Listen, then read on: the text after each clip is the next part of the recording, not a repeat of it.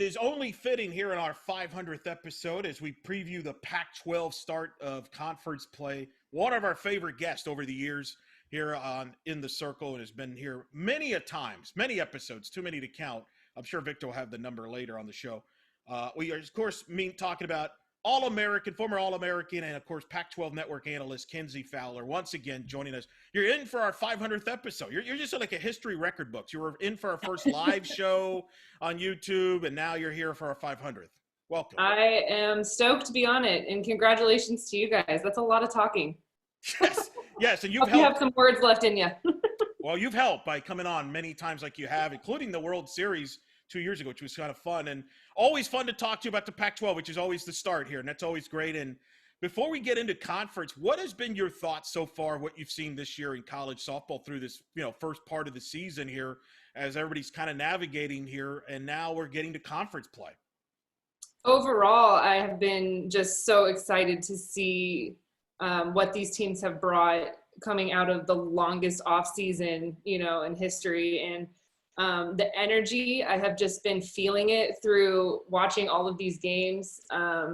It's been so great to have the ESPN app and having all of these conferences, and I can watch a game on a Tuesday right now. I can watch a game, tomorrow night. It's been so welcome in this time, and it's been really fun. Obviously, no question. And, of course, the Pac-12 this year going to a 4-game series. I know we touched on this when we had you on to preview the season coming up. As you've talked to people and kind of dissected it, and, we've already seen Pac-12 teams play each other this year in quote, non-conference games. In fact, Oregon beat UCLA this year. They split a 2-gamer in, I believe it was at Arizona State when they played, among others. Arizona beat Oregon State. So it's kind of interesting because – normally, when we're talking the previewing the Pac-12, it's kind of all fresh, but we've already seen some of these matchups, and now in some cases they're going to play 4 more times. Yeah, there's going to be a lot of familiarity between these teams going into conference because, like you said, we've seen a taste of it already. And I'll tell you what, the Pac-12 looks really good. We all knew that going in. We knew they were going to be a strong conference. I think, to be honest, they're stronger than I thought they were because I thought it was going to be so top heavy just with the returners and the super seniors that were coming back to UCLA, to Washington, to Arizona. And those 3 teams do look strong, but I'll tell you, some of the other teams, Oregon, my goodness, they have surprised me. Arizona State looks really good. Their hitters look better than I thought they would have from last year, even when they were still hitting the ball so well. Stanford looks good. Cal looks pretty good. I mean, I didn't know much about them, and watching them a couple of times this year, they're young and athletic. They have some good pitchers. Utah looks really good. They have a big freshman class that's making an immediate impact. So there's a lot to be excited about right now in the Pac-12 conference. There really is, and I think people have this. I think it's a little more wide open than maybe we thought going into the year. Not that certainly UCLA's and they're still the favorites.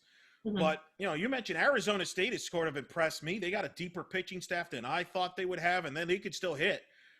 They've kind of – you mentioned Oregon, obviously, making that statement when they beat UCLA early in the year. So you're right. I think it's a more balanced league that maybe we thought. We still have the top teams, but then we still have some questions like Arizona, Kenzie, which is where we're going to start. They're a big marquee series in the Pac-12 this weekend, Arizona at Washington. Mike Andreas said he wanted to take a long road trip down south in Florida to get used to the humidity and the ball not fly as much like it does on the West Coast. And, boy, he got what he wished, unfortunately, is that ball didn't fly much from their offense. Lost to UCF, 2-0 a game I got to call. Gianna Mancha, who's now the National Pitcher of the Week, by the way. So note to self, if you shut out Arizona, you're up for a national awards. And then they lose 2 out of 3 to Florida State in a very low-scoring series. Your thoughts there? Concerns with the Arizona offense because their pitching's been tremendous. Mariah Lopez and Denham have been the 1-2 punch there, but their offense kind of scuffled during this trip here in the back end. Yeah, it was a welcome feeling for me as an alum and living in Tucson, being close to the program. It was a welcome feeling seeing this team be challenged the way that they were on that Florida trip because I think as most fans know, when you live in the state of Arizona, when you live in the state of California, you have the luxury of having teams across the nation come to you because you have the good weather, the good softball weather, especially in the month of March. So the fact that Coach Kendria takes his team across the country, probably the furthest away trip that Arizona's ever been a part of, I think was really good for their team. Of course, their bats went cold, something that I don't think any of us expected with this team. You're looking at who they have. And I even talked to you.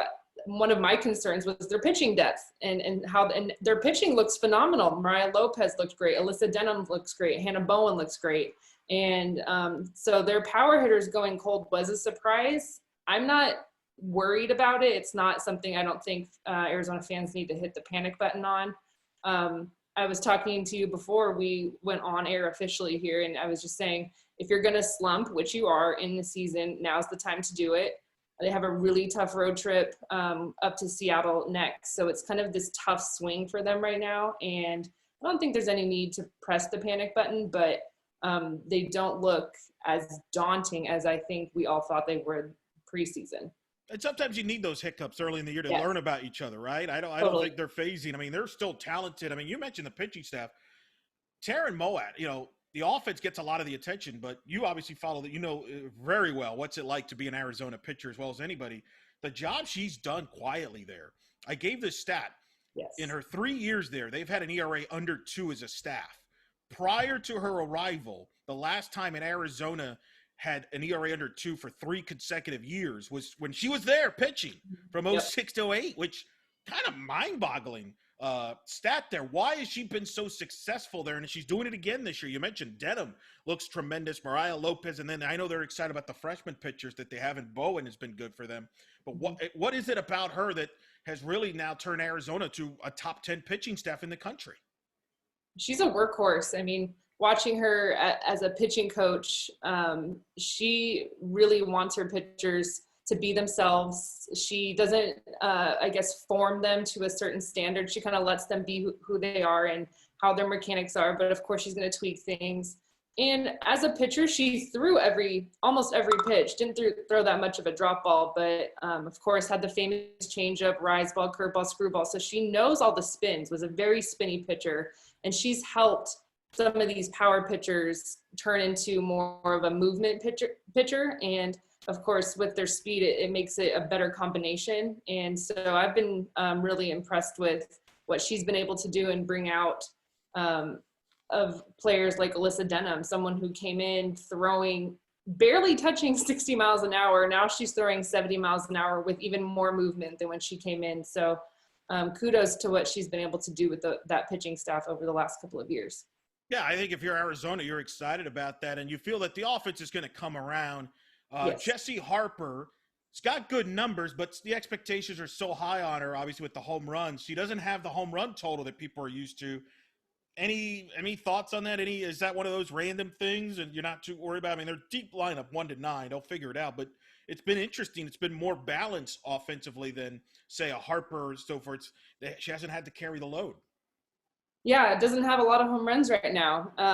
The thing about Jessie Harper is when she has a good game, she's a hitter that could hit 4 home runs in a game and just get right back up there in 2 hours. So it's not out of reach for her in terms of the home run chase, but she definitely hasn't had the start that I think a lot of us were expecting. But Deja Molipola looks obviously as good as advertised. She is an Olympian, so she should be producing the way she is, but it's just really nice to see her in the lineup again after not having her there for Arizona last year, and she looks really strong. Really strong. I made the comment on the telecast. I thought for the first 3-4 weeks, she's in the mix for National Player of the Year. I agree. She's going to win that Johnny Bench and NFC Catcher of the Year award if she stays healthy. And I know I've spoken to Coach Lowe, Caitlin Lowe, about the luxury they have, because the kid that's really surprised me and impressed me is Paliciosi, the catcher who was last year's starter, who's playing the DP spot this year because Deja's back. Charlize, she's been tremendous. She comes from a great family of a catching background. Arizona is stacked as far as catchers. You could argue they've got an All-American, obviously, with Deja, and a future All-American in Charlize there. Not many programs could say that from the backstop standpoint. And Deja, just watching her, you could see why she's an Olympian. She's got all the tools. Oh, yeah. She can steal a base. She's got a cannon of an arm and leading the team right now in almost every offensive category as a power hitter sitting in that 4 spot. But yeah, Charlize Palacios, I mean, she's sitting right behind her, and Charlize can hit the ball. And I think she is going to be one of those newcomers that you kind of circle her name. She's a second-year freshman, if you will, but we didn't get to see a ton of her last year because she had a couple of injuries that were ill-timed and kind of sidelined her. And so she gets this fresh start. She's healthy and is going to help rest Deja, especially on those 4-game series that the Pac-12 is going to have. I think that's going to be very helpful for Deja, having Charlize behind her and someone that's very capable. Of course, they'll be taking on Washington. What a way to start the marquee series there. Washington, kind of weird. They're 20-2, and yet some people are kind of like, they had that surprising loss to Nevada earlier in the year. They lost to Maggie Ballant, the former Oregon Duck, and San Diego State. They've had some hiccups earlier in the year with their pitching as far as not named Gabby playing. Gabby's been tremendous. You could argue right now been the best pitcher in the country to this point. What is your thoughts on the Huskies? Lots of expectations with all the returners there.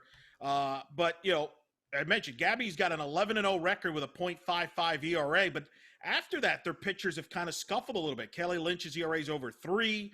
Brooke Nelson over 4. I mean, any concerns there from Washington? Yeah, I'm concerned about the pitching staff because you're going to have to face Arizona 4 times. You're going to have to face Oregon 4 times and so on. And yes, Gabby playing in the running right now for, quite frankly, National Pitcher of the Year, if there was an award, but Pac-12 Pitcher of the Year, of course. And she doesn't have a ton of help right now behind her. So it's going to be really interesting to see how Washington uses her in a strategy, because they're going to have to be very smart on which games she matches up with in their opponents. And not that they're going to have throwaway games at all. You're never going to throw away a Pac-12 game, but you're going to have to really think about who she's matching up with and who their best situation to get a win in the Pac-12, especially when you're playing a team 4 times.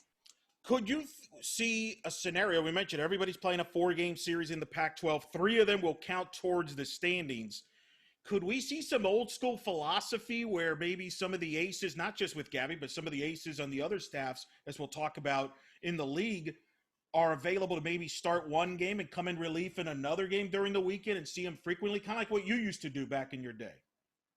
Yeah, absolutely. And I think that if we'll see that the second game on the Saturday, which is what they're doing. So the Pac-12 right now, for standard, they're going a game on Friday that counts for Pac-12, a doubleheader Saturday. I believe it's the second game that does not count for Pac-12 record if they get it in, and then a single game on Sunday. I would not be surprised if that second game on the Saturday, if we see completely different lineups and coaches just kind of rest their starters, get a lot of their freshman reps, get some really young kids out in the circle that maybe they wouldn't throw otherwise, and kind of just have it be an agreed upon thing with the opposing team. Like, hey, let's let not the bench players, so to speak, but the girls that don't get a ton of time, let's let them have that game for each other.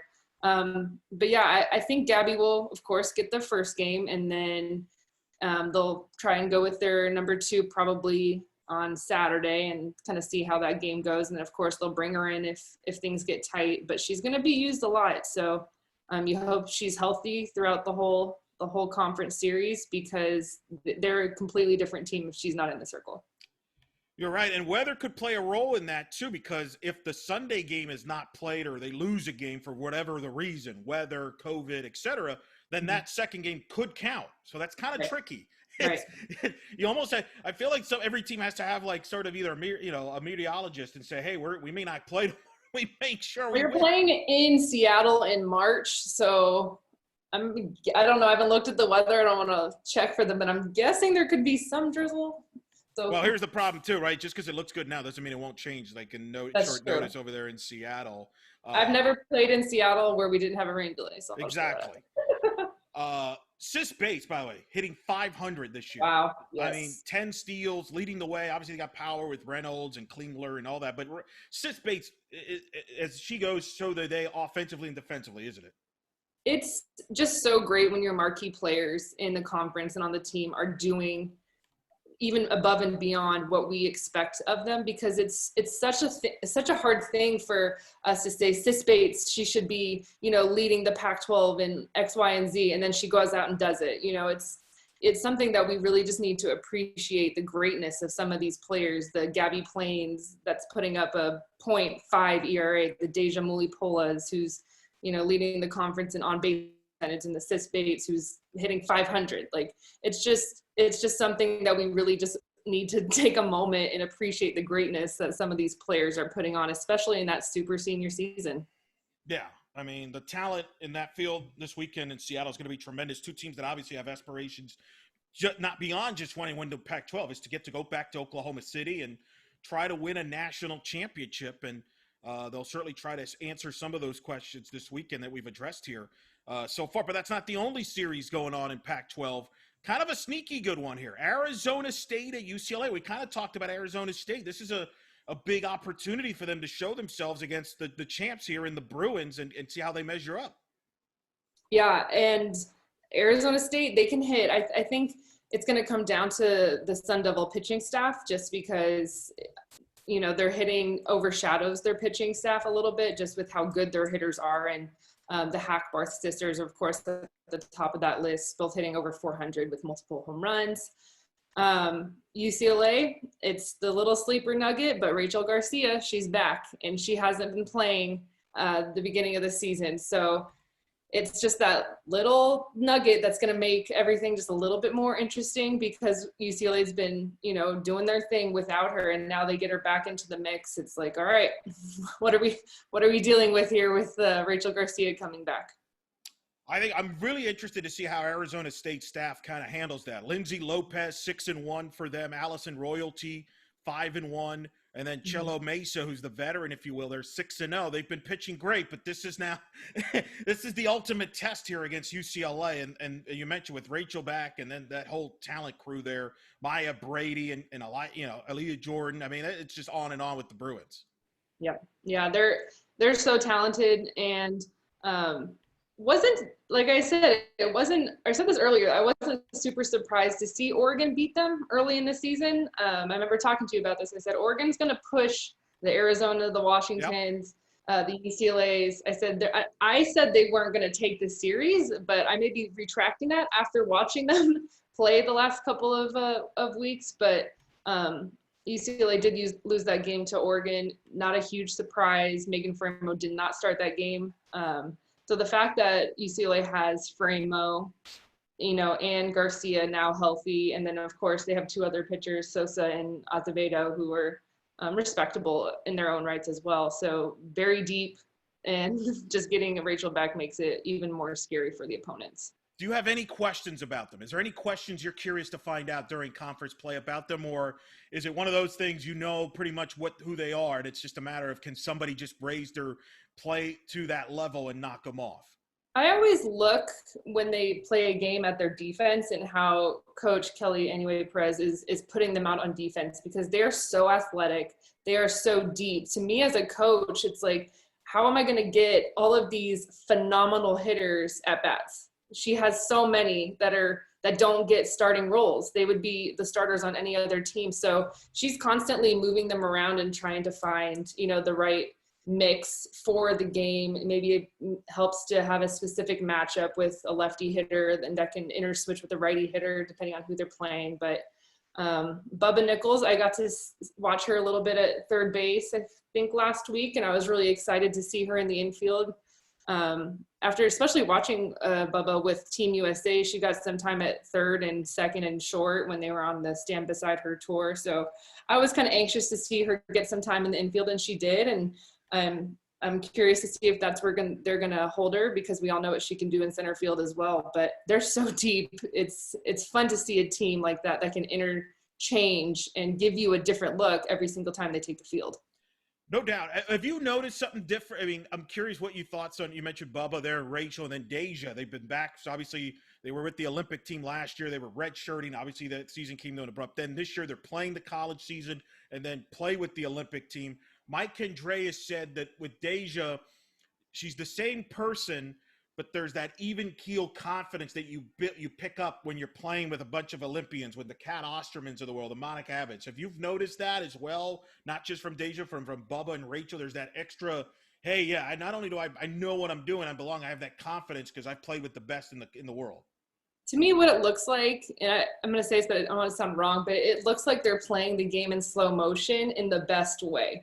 Of course, they're not playing the game in slow motion, but they just look so calm. The game is not fast for them. They have such an ease about themselves, even if they fail. There's zero body language. They look what professional athletes look like, and it's just a credit to their training with Team USA, and of course going through the rigorous workouts and the tryouts and all of those things. Those are like mental blocks that you're just stacking one on top of the other, and it's going to make you the most mature version of yourself. And so again, going back to having that appreciation for the players and the greatness that we're getting to watch right now. I mean, those three, just circle them, tip your hat. And if you're a youngster, you just study them and watch how they are and how they go about the game. And it's very fun for me to watch as a fan. And the players and the teammates have welcomed them back, and they listen to them like sponge. I know Charlize mentioned that about Deja, so it's learning from her and things like that. So it's been a credit to everybody and how they've handled that. Because sometimes people are like, oh, man, she's back, and it's going to cost me some playing time. But that hasn't been the case at all. And, of course, Maya Brady, the other Brady. It's been a good year if your last name is Brady so far. What's been your thoughts on her? Obviously, everybody knows the story with her, and her mom was a former pitcher, and of course her uncle just won the 7th Super Bowl. She's more quiet than Tom. Tom tweets about her though, which is good for the to get casual people interested. But what's been your thoughts on her? She's still young, but she's way on her way to having a great career. Absolutely, and it's kind of funny with these freshmen, talking about Charlize Palacios as well and Maya Brady. They are freshmen. They didn't get to finish out their freshman year, and so we just got a taste of their athletic ability last season. So getting to see them continue to pick up to where they were and what they're able to do, and the fact that Maya Brady can jump into a lineup like UCLA and be a consistent contributor and a starter is just credit to her athleticism, because that's no small feat for any underclassmen. Other Pac-12 series this weekend getting going, Utah and Oregon. And we've talked already about the Ducks. They've surprised you. What has jumped out about you watching Melissa Lombardi and the Ducks this year? I'm so impressed with Oregon. I mean, I knew they were going to be good. I didn't know how good, because they are young. They are so young, and they have some absolute stars that we are going to see and get to know very well over the next 4 years. Haley Cruz, of course, the senior in center field, kind of anchoring it down for them. She's having a phenomenal year for them. Really happy for her, another super senior. And I remember talking to you earlier in our last show about their pitching staff, and I said I have more confidence in their pitching staff than I do Washington's pitching staff, and I stand by that because they are much deeper. Brooke Yanez is really good lefty, showing out. She transferred last season, but we didn't get the full season of her. So seeing her back is really nice to see. And then they have a couple of young freshmen who are getting some good quality time that I'm really impressed with. Throw the ball hard, spin the ball well, hit their spots, their locations are on point. And we all know this about Coach Lombardi. Of course, she was the pitching coach at Oklahoma. And she is a stickler for having her pitchers hit locations and hit specific locations. And you can see that in the pitching staff for Oregon. I mean, they have five deep in their pitching staff, and I have total confidence in all of them. And I'm excited to see what they can do against the Pac-12 conference and see how their young hitters are going to turn out against some of this better competition. Yeah, their ERA is 168 as a staff. Brooke Yanez is 7-0 on the season. You mentioned it, Lombardi. I mean, that's her repertoire, is the pitching. She has depth. She has a lot of different arms, and she'll go with matchups. And Justin Schultz there with their offense. You mentioned Haley Cruz and company. They've shown they can hit too. And I think you said this when we had you on in our live show. You and Amanda Scarborough, we've had on, both of you have picked Oregon to be a team that can make it to a super regional yes, and absolutely. go that deep, right? And maybe even a sleeper for Oklahoma City now, perhaps? Absolutely dark horse for Oklahoma City. Absolutely. They are that athletic. The only little asterisk you write about them is inexperienced, because they're a bunch of different athletes, converging on one team, but they're all coming from transfers and red shirts and young true freshmen coming in. So there's all these stars, but they're coming from different paths. And so you haven't seen them really gel for the long haul like you have seen a Washington or a UCLA or Arizona, where you've seen, these characters be together for the last couple of seasons. So that's the only asterisk I have about them is their inexperience and their youth. But shoot, sometimes that's a blessing in disguise. I mean, I pitched in the World Series my freshman year, and sometimes ignorance is bliss. You just want to go for it. You don't know what's ahead of you, and it's just, hey, let's play ball. Let's go for it. Yeah, I was going to say, because you're right, this group hasn't been together to an NCAA tournament. Their season got cut short last year, and obviously they didn't make the tournament 2 years ago. I mean, does that play a role that do you have to go through that before you take those steps? But like you said, sometimes if you don't know any better, that might be better because you're not thinking about, hey, this is the pressure cooker or anything like that. No, I don't think it, to be honest, I don't think it matters, because I draw back from my experience, and there were a couple of freshmen when we went to the World Series, and we had a couple of seniors who had won a national championship. And so we had, again, kind of a mixed bag of characters, and it's all about when you get hot and just getting on that streak and getting on that ride when the time is hot. So, or the time is right. So it's going to be fun to watch them grow over the next couple of weeks and see if they kind of keep trending up going into May. Let's talk about the Utes, kind of kind of under the radar. Not a lot of people talk about them, and so forth. What's your thoughts on the Utes? They're Amy Hogan company. They got some youth themselves. Obviously, everybody knows about Alyssa Barrera, but they got other great talented players off to good starts this year, in particular Lisa Bonstrom, who's hit 7 homers. What's your thoughts on Amy Hoag's Utes in 2021? Very fast. They have some lefties at the top of their lineup. Another team that has some young players that maybe fans don't know the names yet because they haven't been around for the last couple of seasons, but they're scrappy. Bonstrom really is their power threat, the one that's going to go yard, and the rest of them are just going to kind of slap it on the ground, steal second, bunt over to third, and then try and get a manufacturer run in. So they're fun to watch because Coach Hoag really coaches them up on the bases. She coaches them up on the small ball. They really know how to manufacture runs with the personnel that they have. So she's always fun to watch her coach whenever I get to call a game, just because you can tell there's a lot of strategy when she goes to bat for her team. Of course, I have concerns about their pitching staff.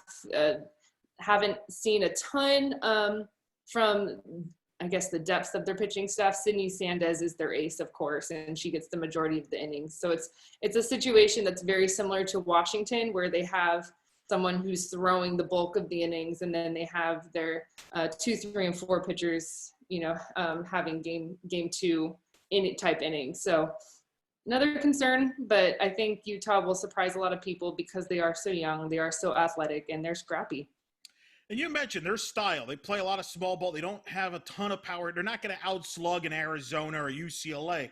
But is that how that works for Amy Hoag? Is that what she has to do? Can that work? Be contrast? Because you're not going to outpower and outslug UCLA, Arizona. So you got to be different, right, to find ways to win in the Pac-12. Well, I mean, we just saw it last weekend with Florida State. I mean, and UCF, they were able to manufacture runs without hitting a home run and get a ball game won and get a series won. And Coach Hoag always, her strategy is she wants a pitcher. She doesn't want to strike out pitcher. She wants a pitcher that can throw drop ball, hit the corners, and be off the field in 10 pitches. And then she wants to get on offense and get a slap, have her slapper steal second, sneaky butt over to third, right side ground ball, there's a run. That's her style, and it works for her a lot of the time. A lot of it also has to do with where they play. Of course, when you play in Utah, it's a very big field. It's very hard. It's a biggest field in the conference. So it's hard to hit a home run out there. So a lot of it does depend on where the Utes are and where they're playing location wise. I remember that. You called their regional when they hosted that year, right? You were calling that regional in Utah? I didn't call the regional in Salt Lake, but I did call a lot of. I have called a lot You've of called a lot just of games regular there. Okay. season Pac-12 games in Utah. It's one of my favorite venues. It's beautiful. The mountains and the view that you get right there off of the field. Oh my gosh, it's just so beautiful. Yeah, Amy Hogue, when we've had her on, told us about that, and that's been a big plus for them from a recruiting standpoint, is because people may not be aware, but their facilities is good and they can play there. That's helped them compete kind of when they've made that adjustment over to the Pac-12 there. So it's going to be interesting how they match up with Oregon and really how they can muster some offense there and steal some. I mean, these 4-game series, it's so weird, Kenzie, because we're used to talking 3-game series, win a 3-game series, and you still have to win a 3-game series, but you're playing 4 games to win a series. It's kind of weird. It's so confusing. It's going to be a lot of softball. So the fact that we got softball taken away from us last year, add another game. Okay, great. Another game for me to watch. Right. Hey, who cares? Whoever, it doesn't matter who you're playing or when you're playing or how many times, as long as we get games in, that's right. What matters there. Cal at Oregon State. You mentioned Cal. You've been pleasantly surprised. Chelsea Spencer in her first year as head coach. What have you seen that's impressed you about her and what she's doing with the Bears in her first year? They just look well balanced. I mean, they don't have a ton of superstars. McKenna Smith is back, and they have a young pitcher in Chloe Romero that's got a lot of innings, and her ERA is phenomenal right now. So they have an ace in the circle that can compete and get it done. And they did beat Stanford earlier this year in one of those kind of teaser Pac-12 games, as I like to call them. So they just look really well balanced, and they're young, and they have a lot of athleticism that very, very much like an Oregon, like a UCLA, where she can interchange a lot of players and you get a different look a lot of the time. But I'm excited to see what they can do. And I think for Cal playing Oregon State, I think that's a good matchup for both of those squads to see where they're at and kind of use it as a barometer test of where they need to get better in some areas for the rest of the Pac-12 conference schedule. Chelsea used to be in the Pac-12 with Mike White at Oregon. Obviously, that's the goal, one of the reasons there. She's an alum. I'm always curious with a new coach in the league, which doesn't happen often. I mean, this league, all these coaches stay forever. Forever, yes. I mean, it's wild. I mean, I'm trying to think. We had Tricia Ford might have been, and Jessica Allister were like the most recent coaches that came on board, right? Like, I'm trying to think. Yep. What is that like when you covered the league? Do you notice? Is it an adjustment period for the other teams in the league to get used to a new coach who might have a different style? I mean, what is that dynamic like when somebody new is bringing in, like Chelsea, whereas teams maybe were used to a certain, way of scouting Cal? Now all of a sudden you got Chelsea Spencer, who may have some different things that she's doing. Yeah, I can't really speak too much on what the coaches feel in terms of what it brings that way, but I can speak to what it feels and what it brings as a fan, because it's a unique thing for the Pac-12 conference. I don't know this, I'd have to look at the stats, but how many alum are coaching their respective teams? And so for me as a fan, as an analyst, it's something that fires me up, because you watch them and you see them talk about their team and talk about their program and talk about the future facilities and trying to just give back and build their legacy and cement their legacy with their respective programs is something that is just so cool. I mean, you think about Heather Tarr at Washington, Amy Hogue at Utah, Kelly Anyway at UCLA, Jess Allister now at Stanford, and Chelsea Spencer at Cal. I mean, where else can you find that? So that I think level brings just something that's just a very, I guess, prideful aspect for the Pac-12 conference. That's a great point you just brought up. I'm trying to think. I don't know how many conferences can say that. Many coaches and the alums, right? That's I mean, the Pac-12 doesn't have as many teams as a lot of the other conferences, but it's more than half of the coaches are alum. I mean, that's so incredible.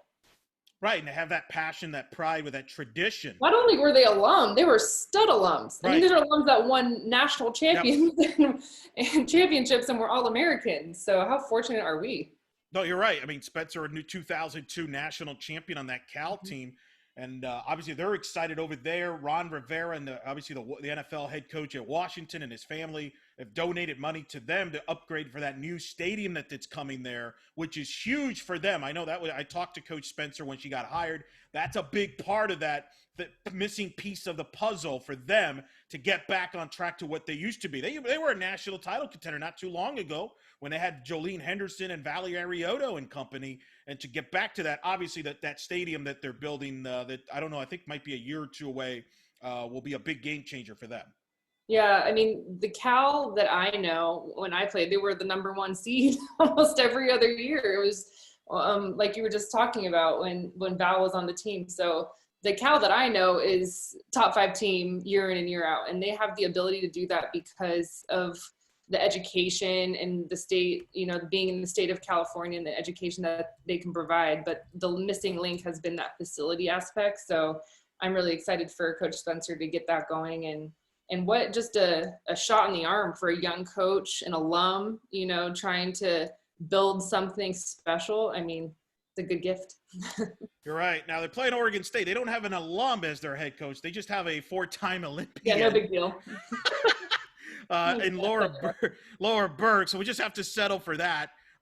She'll be on the assistant on the U.S. Olympic team this summer as well. So she's got a busy plate for the Beavers. What's your thoughts on them? 10-6. Mazon's a great pitcher. They pushed Arizona to extra innings in Arizona there. So that's got to be a confidence booster for them. They've beaten teams like Fullerton and stuff like that. What's your thoughts on them this year as they open conference play hosting their Cal?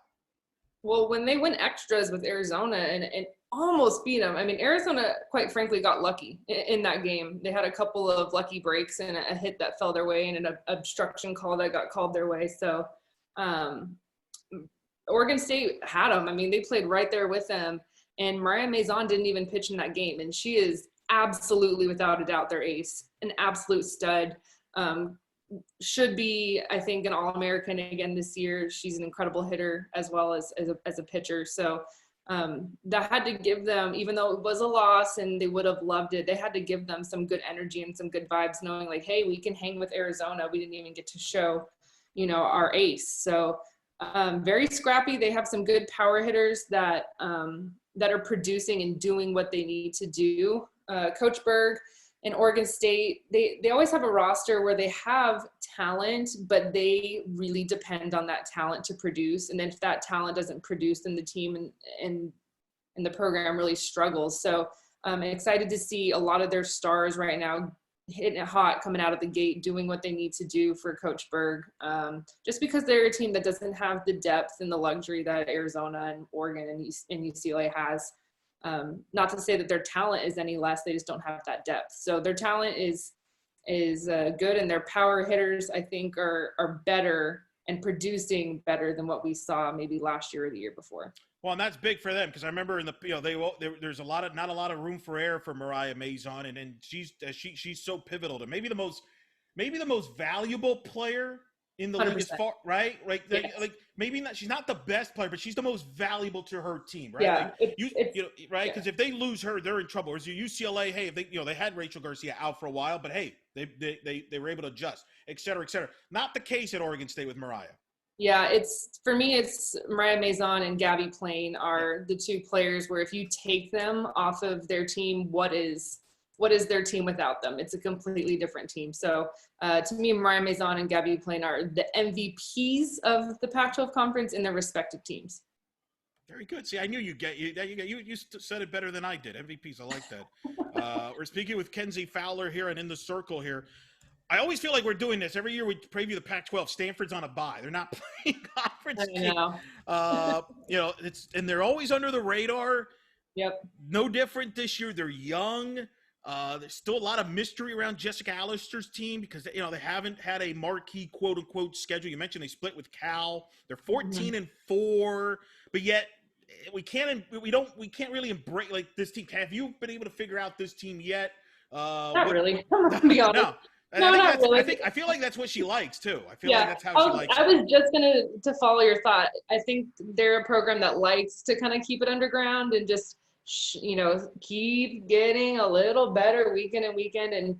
And another one of the phenomenal coaches in the Pac-12 conference that I just love to watch coach. And fire her team up. I mean, they do have some really good hitters. Emily Young, not to plan her name, another young hitter in this Pac-12 conference. Alana Vaughter, a young pitcher for Coach Allister. She's their ace in the circle, and fun to watch her. Just completely lives on one pitch, a drop ball that's very hard to hit. So, I mean, there's a lot of unknowns because there's a lot of unfamiliar players, but they look athletic, and I don't think they have the power numbers that maybe even an Oregon State has, or of course, like in Arizona State. But I think they'll compete in the Pac-12 conference because they have a lot of athleticism, and we know Coach Allister is a phenomenal coach, and she's getting her program, another year under her belt, another year with her recruits coming in. So I'm excited to see them. I know they're not playing a Pac-12 conference game this week, but we'll get our chance, and we'll get our looks at Stanford. It's so wild because they made the tournament in 19. They were in the Gainesville Regional for the first time. They looked like they were on their way back in 2020. We don't know, and yet it's so funny. It's almost like she likes to play coy. Like, yeah, don't, and then next thing you know, they go to conference play and boom, they smack you. And all of a sudden they're right in the middle there and they're like, oh, wow, okay, they jumped in there. It's kind of, and maybe that's her style. I don't know if she learned that from Coach Rittman when she was an assistant there with John Rittman, who's, by the way, doing an incredible job at Clemson. Yes. In his second year of a program, they're a top 25, and they're kind of the same boat. They kind of sneak up on you. Next thing you know, they just win games. Well, think about it. If I'm sitting here an analyst and you kind of being an analyst, so to speak, yourself, a junkie in the softball world, if we're both sitting here saying, well, there's a lot of unknowns about this team. What do you think the coaches are saying? So you have to put yourselves in these coaches' situations. They're going to be a hard team to scout because there is a lot of unknowns. And they're going to be one of those teams where, I hate to say it, they're going to be kind of a sleeper for the powerhouse teams in the Pac-12 conference that may go, okay, last week we had UCLA, this week we have Stanford. Maybe they let their guard down a little bit, and then in comes Stanford, boom, pouncing. So I think they'll be fun to watch, and I wouldn't be surprised at all if we see them upset some big name teams. She's got a little Bill Belichick in her. That's what comes to mind. Bill Belichick doesn't say anything to the media, oh, everybody's, we're not that great. We got to do all these things better. Doesn't compliment his team at all. But then next thing you know, they win 10, 11 games most of the time anyway. I feel like it's the same way with her, because I've had her on and she's like, yeah, we got to do this better. We got to do this better, this better and this better. And next thing you know, you got to be ready to beat them because they're well coached. Yep. And I think sometimes teams get, and that's usually why a lot of times they win that first game of a series. Because teams are kind of snuck up on them and they're like, whoa, okay, we better be ready here. We got to step up our level. Yeah. And just letting your guard down as a player, saying, oh, okay, maybe an easier game for us. No, there's no easy games in the Pac-12, but you have to put yourself in the player's situation and mentality. I've been there as a player where you look at the jersey and you go, all right, versus, oh, okay, UCLA, gotta get my stretching on. I gotta get my mentality right. So, and we see it all the time in sports. So, I think you're right though. I think Coach Allister, she doesn't mind that at all. 36 steals in 18 games. They depend on the small ball there as well, as you mentioned there. Emily Young hitting 490. You talked about Tegan Cowles at 373. And again, I have to look this up. I feel like every time we do this preview, they're always the one team that has that bye opening weekend. I know. It's so funny. It's just weird. Like, I feel like that kind of goes part of the course. They're going to open Pac-12 play at Utah March 26th, which is interesting. They're going to Provo prior to that. So they're going to play a midweek game at BYU, then play at Salt Lake. So that's going to be a phenomenal matchup. I will be tuned in for that matchup. Those are two teams to me who are very, very even and very close and play very similar styles of softball. So that is going to be like two twins going at it, mashing up for 4 games straight. That'll be fun. Well, it's a big series because after that they host Arizona, then they go to Arizona State. So, I mean, it's pivotal to get off to a good start. How big is that for some of these teams? Because you don't want to dig yourself a hole in Pac-12 play early on, right? Like these Oregon State, these are big series for these teams because you know what's coming ahead down the road. Yes, and imagine if you can get 3 out of 4. I mean, and just the separation is going to be huge, especially for like the Cal, Oregon State, Utah, Stanford coming up. Those are going to be the separator in terms of who gets into postseason and who doesn't. So let's kind of, like we always do this every year we do this, we kind of project the Pac-12, some of the questions as far as NCAA tournament bids. How many does the Pac-12 get? What would be if I gave you, let's see, do you think it's a number over under, let's say 6? Do you think they get, no, I'll give you over under 5. I'll go 5. You go over under the number 5. Over. So I'm going to say something controversial, but I think why not? I think they might get all 9. I'm gonna be honest. Going SEC route. Well, okay. Let me take it back. 8. I think they can get 8. The reason I say that is and I love the Big Ten Conference, but I think them not playing as many games and starting late, it's really gonna hurt them. I feel it that they're not gonna get the teams that they deserve into postseason. And I think because the Pac-12 is so strong, and I think the fact that the Pac-12 is not so big, they're not so spread out, so it's a very condensed, their teams are right there playing each other, and there's only 9 of them. I think that is going to, fall in their favor. And I think if Oregon State takes care of business, if Stanford takes care of business, I think they could get 8. I think they could get 8. Isn't that controversial, though? Because I feel like it wasn't that long ago that was the expectations out of the Pac-12, is they felt I know, they could that's get 8 true. or 9, right? Yeah, that's true. It hasn't been recently, but I think your points are valid. I think the Big Ten does have some issues playing conference only. And I've kind of talked to some people who know about the RPI and stuff, and I've been told the committee's still going to use the RPI to some extent. Now, what extent, we don't know.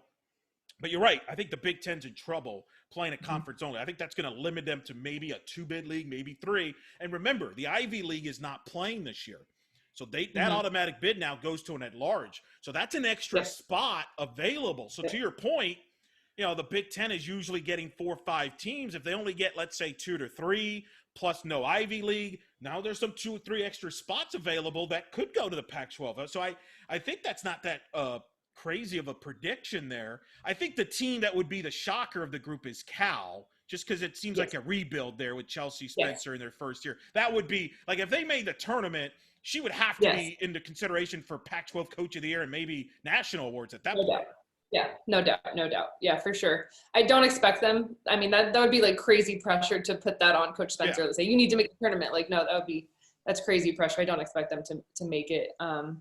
But I think with everything in consideration, 8 is something that they could absolutely do. Right. I mean, but the thing with it being the expectation, years ago, and not even that far removed, but the parity right now in the country and the mid-major schools is what I think is going to make that such an achievement if the Pac-12 were to get 8 teams in, because the mid-major schools right now and like a UCF, are phenomenal. They're so good. So yes. I hope more bids get sprinkled their way, because it should be well deserved. So we'll see.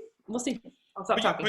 No, I think that's all valid. I mean, Oregon State didn't make it in 19, and I remember speaking to Coach Burke. She was still upset about that. She thought they should have been in 19.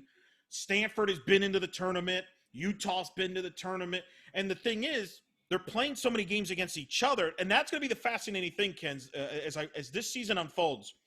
Will playing all those games against each other, pre-conference and then these 4-game series, is that going to help them get to 8 teams or hurt them? I don't know the answer to that. That's one of the things I'm so fascinated is how does that play out moving forward, is because you could be really good and get swept and go 0-4 and dig yourself a hole in a couple of weeks. So that might be the interesting dynamic and how that plays out. And how much are they going to make out of that non-Pac-12 game, that second doubleheader game? So I'm just going to throw out a situation, because coaches need to be smart with their strategy, and they can't burn their star players for 4 games in a weekend. They're going to have to rest their players if they want to be, top notch come June. So they're going to have to be smart. They can't have these players go 4 straight games, and they're going to have to rest them. But I'm just throwing out a situation. Say Cal not Cal. Let's say Oregon State. Let's say Oregon State takes a game from UCLA, but it's that second doubleheader game. So they're taking a game from the number 1, number 2 ranked team. Does that give them a ton of points for RPI? But it's kind of like that second game that the coaches are I don't know. So it's going to be really interesting strategy-wise because we've never seen this done before. Right. I think they're going to have to be really smart about who gets to play. I think, though, it's going to help them because I don't know if the committee is going to break it down that in depth, right? Like, look at all the attention. I don't know. Look at all the attention Oregon got by beating UCLA, which was a right. Like that was kind of like a I don't want to say a throwaway game. That's not. But it kind of just kind of felt that way. It was like a double header and it wasn't even at either one of their fields. Maybe Framo didn't start. It's clearly not the biggest game the two are going to play against each other this year by far. Right. But yet, because it's a marquee game, it does help them. So I think it's going to help them, and I think that's the strategy behind them. And I've talked to Jimmy Kalidas on about that they believe by playing all these non-conference games against each other, that's going to help the resume because it is still the top teams in the Pac-12. They believe so that's the strategy, and we'll see if it pays off. I think if they get 8 teams, like you say, then the strategy worked. It paid off.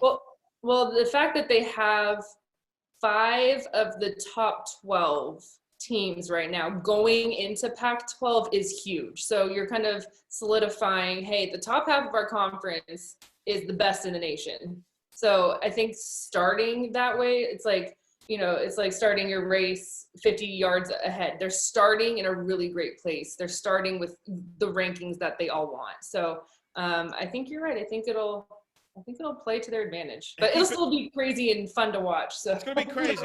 And keep in mind, by the way, we're saying they might not throw their best play. The way these rosters are stacked this year, like if UCLA quote unquote throws their second, their B team, that's still their B team. That's still pretty darn good. Like that's probably still a top 25, top good. So it's not like it's a big drop off there. And I think that's what the coaches would tell you there. And look, I know in talking to some of them, they look at what the SEC has done and they've gotten every team in and I think they feel they should be able to do the same thing. So I think 8's an interesting one to shoot for. And again, I think I can't answer whether you're going to be right or not because I don't know how this formula is going to work with these 4-game series. I don't either.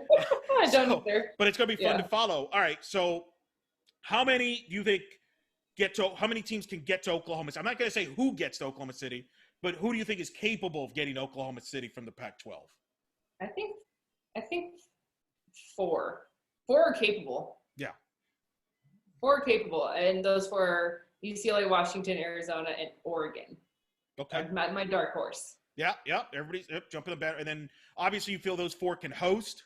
Could be a possibility to host, and then do you think Arizona State could host as well, or do you think that could be? I think Arizona State for sure. I mean, if we were talking postseason right now, for sure, of course, hosting regionals, and then on the road for supers. Okay. But they're a team that if I'm hosting supers and they're my opponent walking in, I do not feel comfortable at all. Right. Because they can come in and beat you. They got the depth pitching and the offense, and obviously if their pitchers are hot, they can beat anybody. It comes down to if their pitchers can shut down a good offense. That's what it comes down to. What is it like pitching in Tempe over there when they play? Is it tough? It's terrible. You give up home runs like nothing. Oh my gosh, it's the worst. As a pitcher, the worst. Short fences down the lines. Thin air, you throw a pitch, you jam someone up, you go, yes, and then you look, you're like, why is that ball still in the air? Why is it still going? What's happening? And then it's a home run. So it's not fun as a pitcher. So I bring that up because if they're on the road, they might actually like that because they're not going to – okay. That's interesting. Right. Yeah. That's very interesting. No, I'd much rather pitch in Florida. I'll say that. Well, you're always welcome to come. You can – get that humidity, get that spin. That's right. Get the humidity, the spin, and once we get back to normal, you could just be my co-host here and sit, next to me here. We'll let Vic kind of enjoy his time off. No, I'm just playing. No, we can't throw him out of a job. Not completely. He could sit with us and make sure we sound good. That's a good role for him in his birthday week. All right, Kenzie Fowler joining us here in the Circle. Thanks for joining. This is always fun. I enjoy doing this every year. We'll probably get you on again later in the year, either during postseason or before that, or after that, like last time we did that in Oklahoma City. But tell the audience where they can find you, because I know you're busy. but people always want to know what you're up to and where people have your thoughts on Pac. Yeah, my next game will be as it stands now. I mean, things are changing week to week, but I'll be covering the Arizona and Arizona State 4-game series on Pac-12 Network. So I'm looking forward to that. But until then, I kind of fan it up. I fan it up on Instagram, and I fan it up on Twitter, and love watching football. And yeah. That's good. Well, you're always welcome here. Maybe we'll just have you host. Thanks, guys. You know what I mean? Yeah, maybe I'm bored. Who knows?